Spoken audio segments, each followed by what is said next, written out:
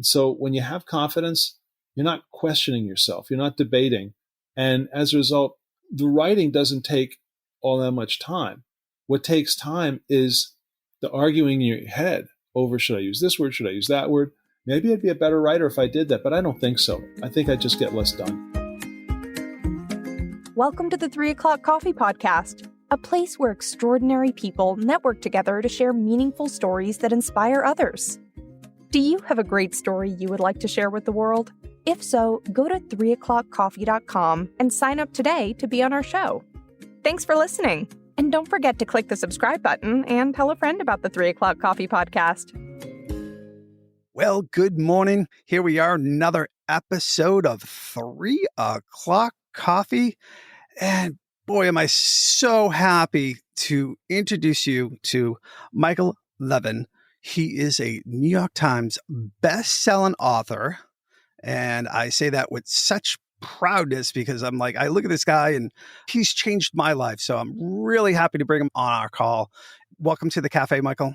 Scott, thank you very much. It's great to be with you. Yes. I know when we first met, it was pre-COVID and we met at a cafe.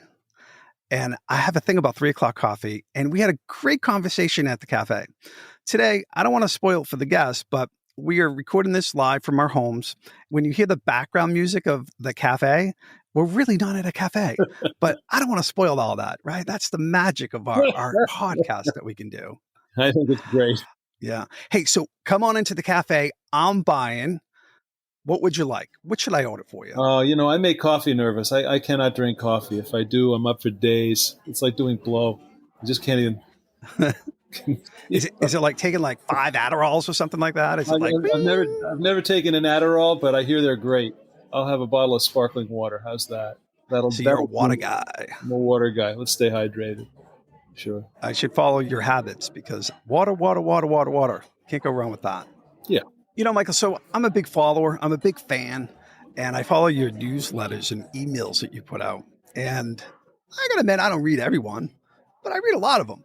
I heard that you actually write these newsletters when you're driving, you record them. And so you're using this amazing technology to do this amazing newsletter that most people can't do. Tell me about this. Well, you're very kind. I mean, I shouldn't admit this, but I do dictate while I drive. I dictate newsletters. I dictate chapters of business fables that I write for clients. I just did that on the way over here. The technology is not anything special. It's the voice recorder, the memo feature on my iPhone. And the nice thing is that I can then email the audio files to my typist, who is currently in Ulaanbaatar, Mongolia, of all places. And then she sends them back and up they go. I mean, I've been doing the newsletter twice a week. It's just sort of whatever comes into my head. And for me, it's the best marketing tool I have. It's a way of staying current with a lot of people. It goes out to about 10,000 people twice a week. And it's just sort of a way to stay in touch and tell people what I'm thinking about. I try to shy away from politics as much as I can because everybody buys ghostwriting, not just one side of the aisle. And people love it, and people really enjoy it. I get a lot of nice feedback. Sometimes I get some really, really nasty criticism, but I figure at least they're opening it and reading it and thinking about me. So that's how. Hey, what do they say in the news? There's no such thing as bad news because bad news is PR, right? Yeah, exactly. So you want people to like what you to like you and to like what you do. I did a newsletter. I dictated a newsletter yesterday. I read a book about sports broadcasting from a woman who was in the field and how women are treated so badly in it. And while I empathize with what she went through, sports talk radio and the whole media industry, it's a cesspool. So you can't come to a cesspool and say, oh my gosh, it's dirty in here. So we have to accept the world as it is unless we want to make a concerted effort to change it. And if we're going to change something, then let's take something on that's a bit more meaningful than sports talk radio. So I'm debating publishing it just because it could make me look like I'm on the wrong side of history, saying I'm not saying women shouldn't go into it. I'm saying if you're going to go into it, go in with eyes wide open. So that's the kind of thing that I do in the newsletter. And it's going to aggrieve some people, and other people are going to say, that's the smartest thing I ever read. And somebody's going to say, okay, I'm ready to have you ghostwrite my book. And that's really, the ultimate goal, aside from just having fun. So. Yeah, no, I mean, it's amazing for me because I've now enjoy writing because of you. And sometimes I'll just come up with an idea at 1 in the morning or 2 in the morning, or I'll be on an airplane and I'll come up with that idea and I'll write in my iPhone. You record it. It's awesome. What inspires you from a newsletter point or a good book? Oh gosh, it comes back to something that I read of George Orwell's in a biography of him, and I read it when I was right out of college. And he said that he writes in part because he loves the feel of words and good sentences and so on, but he also writes because he's trying to right a wrong. He's trying to bring justice. And I think that's at the heart of what I do. I try to call out things that I think are unjust. It's not always serious. Sometimes it's just for fun.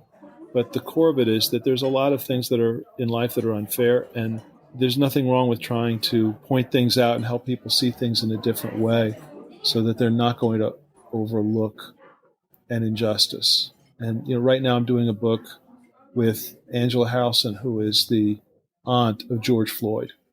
And the book is going to come out early next year. She was his closest relative. She was living in Minneapolis. And it's a book about how everybody has to say something when they see something that's inappropriate with regard to racism.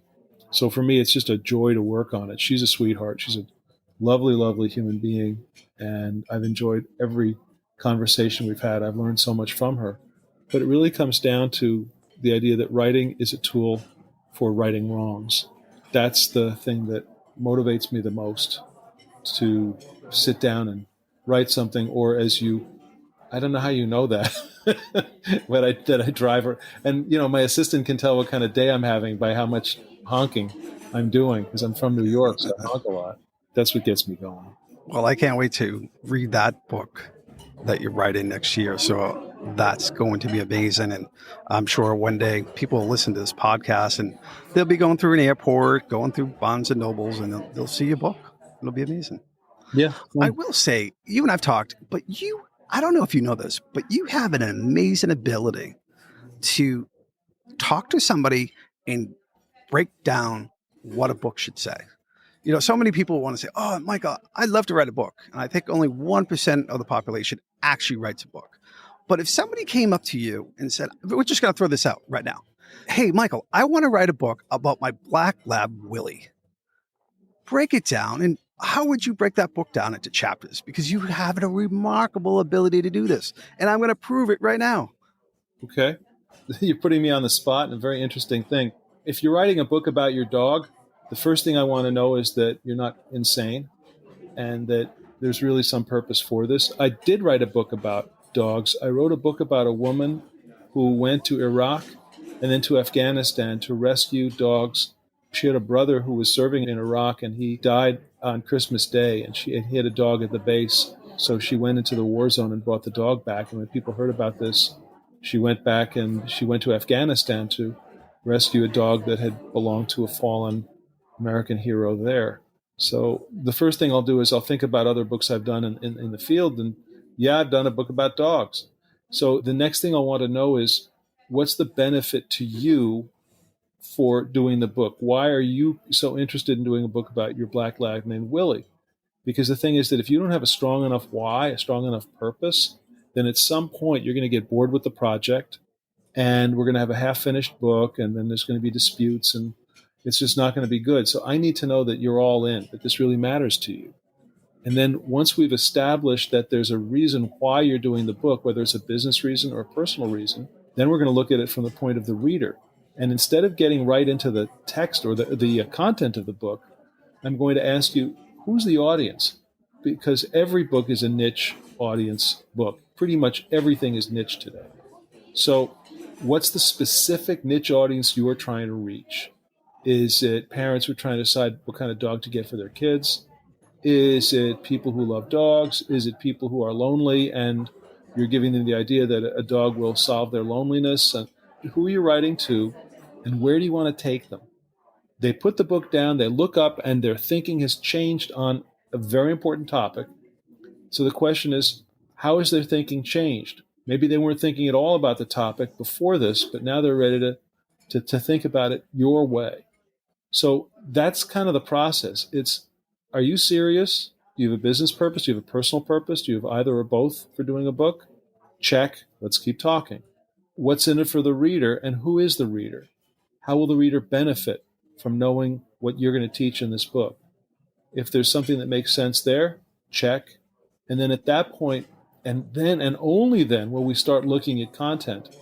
And the decisions that we made about the audience and the decisions that we made about the purpose for the book and the where you want to take the reader after the reader's finished the book, once all those decisions have been made, that will dictate the content. The content will be obvious because we will know out of all the things that you could talk about with regard to Willie, there are certain things that will cause your audience to take the next steps in their lives and their thinking and their behavior and their actions that you want them to take. That goes in the book. Everything else stays out of the book. And then when we're going through that, I'm going to be listening for what you're saying about dogs that no one else is saying.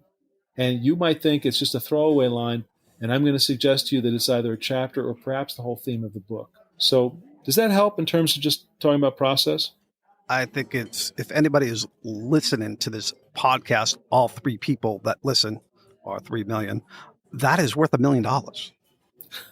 That is amazing. It really is. So many people want to write a book and they don't know their why. And that's exactly what you said. And I heard you say the why. Find your why and have a purpose that belongs to you. I had a book out and many people will say, how many books did you sell? Well, it's really not about the book sales. It's about the photography and the camera at that time where it would benefit my business. And it was brilliant and it worked really well. We found my why, and that's incredible. Great story. If you could tell your younger little Michael something today, what would you tell him? Oh, wow.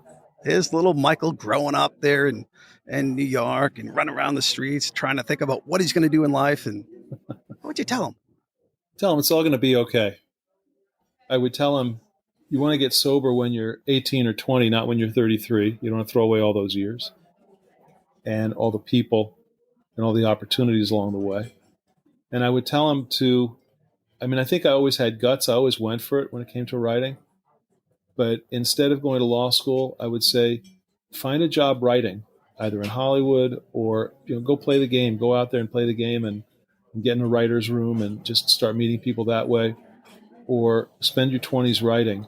I spent my 20s going, a lot of them going to law school and then working a couple law firms and feeling sort of the sting of failure because I didn't belong there. But that's what I would say. I would say risk more back then. And then at the same time, get sober sooner, get into therapy sooner, take care of the unfinished business from childhood sooner. But since that's not how things went, I would say just hang in. It's all going to be fine. And that's really how it turned out. That's interesting. Even the pandemic that we all went through, it was devastating to so many people, loss for others, and some other businesses grew because of it. But at the end of the day, it's okay. We got through it and we're here. And something that I learned is live in the now. Things are going to happen, but we get through it. It's going to be okay. Good words. I like that. It's going to be okay. I was talking to you one day, speaking of the pandemic, and you were driving, and I hear you're a gym rat. It was like 5 a.m. We both wake up early. You live in Boston, and you were trying to find a gym like in northern New Hampshire, driving at 5 a.m. to go to the gym because the pandemic closed down everything. Is this true? Well, it's a slight exaggeration, but only a slight one. I do live in Boston. I guess it was July or August of 2020. New Hampshire opened their gyms a month sooner than they did in Boston. So at the time, it wasn't northern, it was southern New Hampshire. But you could get from Boston to Nashua in under an hour.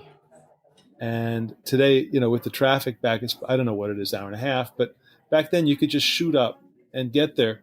So I went up to Nashua and I found a hot yoga studio, a Zumba studio, a gym with weightlifting classes, boot camp classes, and another gym with a pool.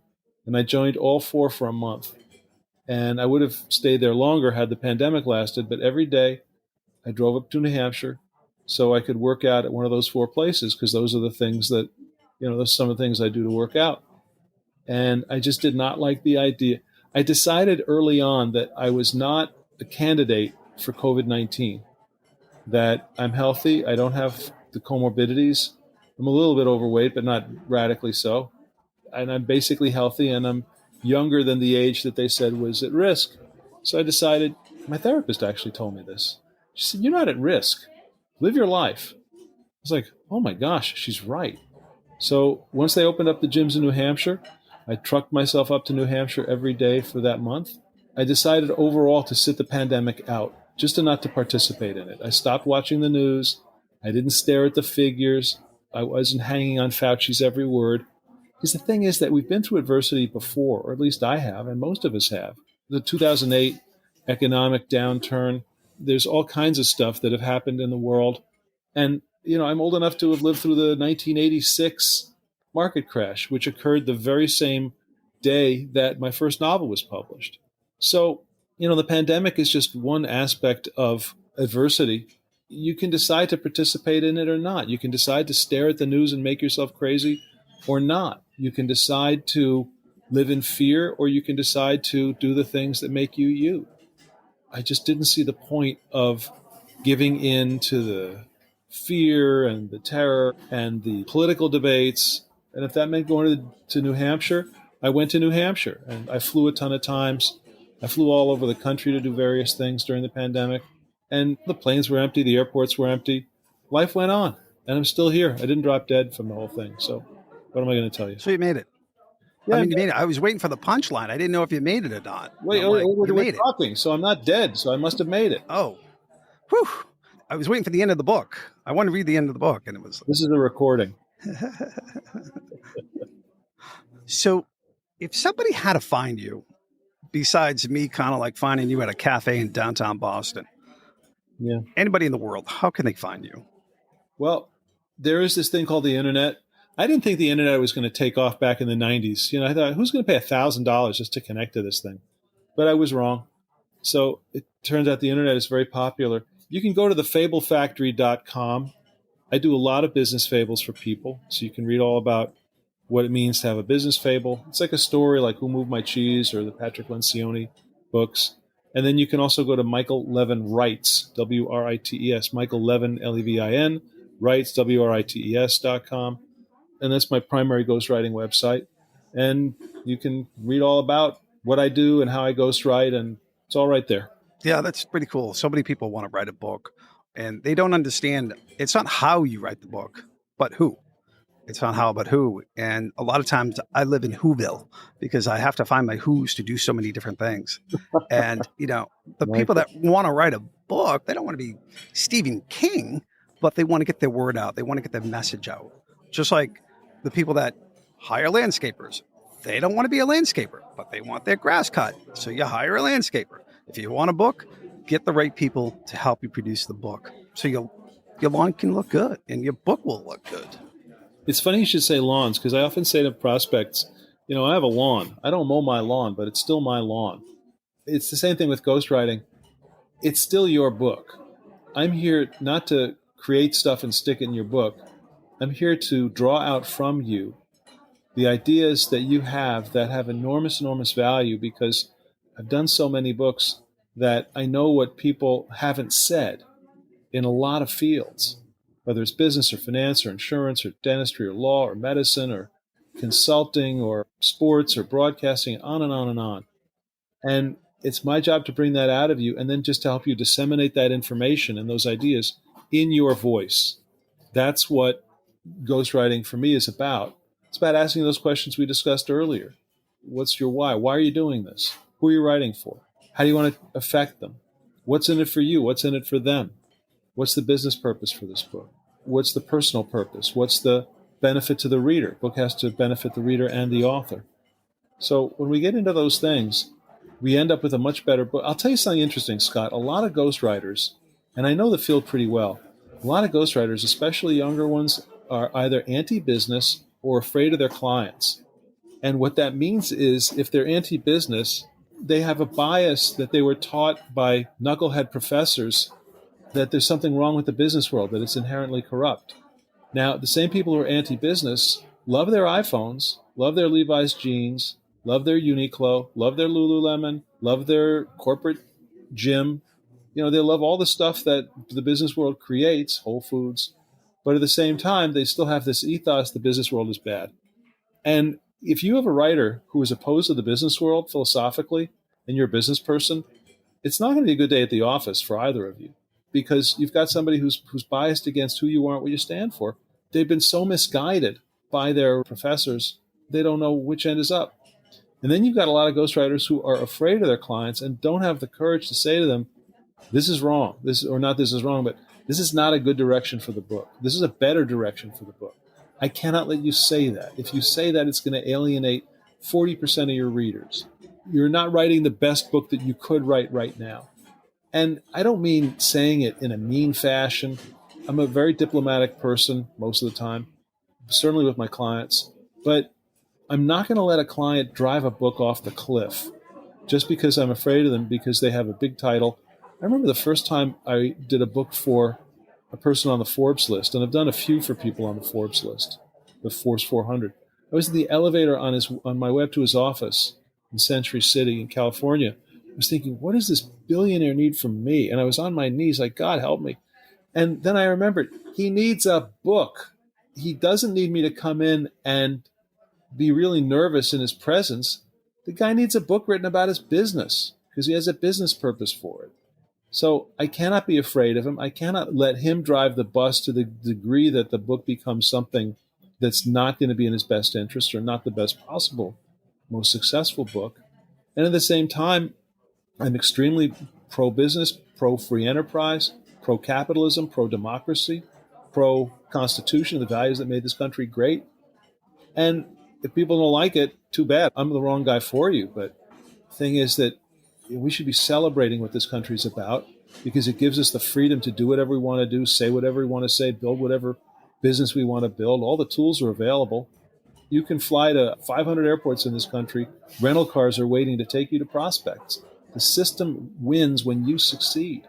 It's not like Russia or some kleptocracy where the government controls everything like China and people don't have a chance to live their dreams because it's so corrupt or it's so controlled. Yeah, that's so true. Speaking of airplanes, it's so true. I'll be on many flights. I've traveled quite a bit. And I hear people complaining, like, oh, the flight's delayed and my luggage and this and that. Mm-hmm. But they have to realize that they are in a plane, sitting there nice and comfortable. Let's say they're in Boston. And in like 4 hours, they could be halfway around the country and get off. Where else could you do this? I mean, it's such a great experience that they're missing the experience of actually getting somewhere and using this amazing technology of an airplane versus just complaining about everything, right? It's just, I don't know. I see things differently. No, I agree with you. We should be grateful for what we have. We have so much. There's never been a country with so much freedom. It's not perfect. It's far from But what perfect. is perfect, right? There's nothing perfect. I mean, there's no perfect in this lifetime. But the thing is that I challenge anybody to tell me about a country where there's more freedom and where there's more opportunity and where there's more chance for independence. And you might say Scandinavia, and I'll say, great, that works for a very homogeneous population. It's a small country. But, I don't see too many people trying to break into Scandinavia. I see a lot of people trying to break into the United States because that was Reagan's line. I don't see too many people trying to break into the Soviet Union. Yeah, I don't know if we got. Can you do that again? Can you do the Ronald Reagan? That was pretty good, Michael. I actually like that. You did that well. Well, I know that they say hard work never killed anybody, but I say, why take the chance? That's awesome. Hey, my good friend Joe Polish once told me, he goes, it's only bragging rights until you actually do it. So I believe you have some bragging rights. So for the people listening, how long would it take you to write a novel from day one to the finished manuscript? Well, I've written novels in a matter of weeks. I wrote a longer one in 10 weeks. That's when I had nothing else to do. Not long. And the thing is that, I've been doing this for decades and I trust my process. I don't think of it as writing. I think of it as taking dictation from my subconscious. So the next word comes up in my head and I don't argue with it. I don't fight it. I don't debate it. I just write it or dictate it and then move on to whatever's next. And then I'll get the draft back and play with it a little bit. When you've been doing something long enough, one of my clients who was a real estate billionaire started with nothing, phenomenal man, great mentor, taught me that confidence is a long-term proposition. He said, somebody's 27 years old and they start a company and it just like meets the moment and it's huge and successful and they make millions of dollars. They've got a lot of success, but they don't necessarily have confidence because they don't know if they can do it again. And confidence comes from doing the same thing over and over again and doing it at a high level. And so when you have confidence, you're not questioning yourself, you're not debating. And as a result, the writing doesn't take all that much time. What takes time is the arguing in your head over, should I use this word, should I use that word? Maybe I'd be a better writer if I did that, but I don't think so. I think I just get less done. Well, it's amazing. I'm listening to you talk, and you talk like I was reading a book. And you have this amazing ability to actually not pause, not say, but, all these filler words that a lot of people do. You speak so fluently that I could translate this whole podcast into an actually mini book. It's incredible listening to you on your tongue. That's really nice. No, it's true. It's true. It's true. It's kind of like you talk about, I call it focus. Like my big word is focus. And you kind of focus your mind on what you're saying. Each word is thought out before you actually say it. And you have that confidence. It's kind of like Tom Brady. And when he throws that ball, right? I mean, he's not thinking, oh gosh, I hope I can throw the ball good. He is 100% mindset that this is where the ball is going to go. I know exactly what's going to happen. It's in his mind before he even throws the ball. Kind of like what you're just saying, right? Yeah, I mean, look, I love Tom Brady. I admire him so much. He didn't accept the limitations that other people put on him because of his job. He didn't let anybody say, well, by the time you're 38, you're going to decline and you shouldn't be doing it. Instead, what do you believe, 44 this year? And he worked. So that's one thing I admire. He never let anybody else define him. And the second thing is that he works so hard. When you see him, he's very affable. I got to meet him very briefly. I had a grip and grin with him and a photo with my kids, and just a nice man. And he introduces himself to the new players on teams. He goes over to them and say, hey, I'm Tom Brady. They know who he is. So, he never lost his sense of humanity, or he never got too carried away with himself. He could. Look at Aaron Rodgers. Look at the contrast between those two men. And right. He's not texting his private parts to 19-year-olds. He's got dignity and class, and he's got confidence because he knows that there's a certain level. You need to be at that level. You need to do what it takes to stay at that level. It takes an enormous amount of work, and it takes more work every year to stay at that level. And how can you don't have to like football. Talk about a role model. Yeah. Yeah, no, I mean, it's not even about football. His name comes up in so many conversations, and people in business will relate to him about his focus. And he's just simply a role model. We need more role models like that. Love the Patriots, hate the Patriots. It doesn't really matter, right? It's just the role model is really, really impressive to me. The tricky thing about role models, especially athletes, is that, or anybody, they can turn out to have feet of clay. I mean, look at Bill Gates, what just came out about his marriage. And you look at, certainly Lance Armstrong. I was a huge Lance guy. My God, I loved Lance Armstrong. And then we find out what happened with him. So we have to be very careful when we choose role models. Some of my clients are my role models. Dave Winfield, Baseball Hall of Famer. We've become friends, and we've known each other now about 14 years. I could name a bunch of athletes. Chad Hennings of the Cowboys. I did a book with him, and Doug Christie, the NBA star, and Ben Watson, who played for the Patriots, who played in the NFL for many years. I mean, these guys, they're good people. They live good lives. They live decent lives. You just never know what's going to come down the pike tomorrow about a given person. I never wanted to believe that Lance Armstrong was a cheater. And it was devastating when we all learned that. So, we have to be careful, and sometimes we just want to pick and choose the qualities that we want to have, and then just try to find good people to emulate, even if they aren't famous. Yeah, no, that's true. I try to put myself in the best neighborhoods I could and can, and not physically, but mentally. Yeah.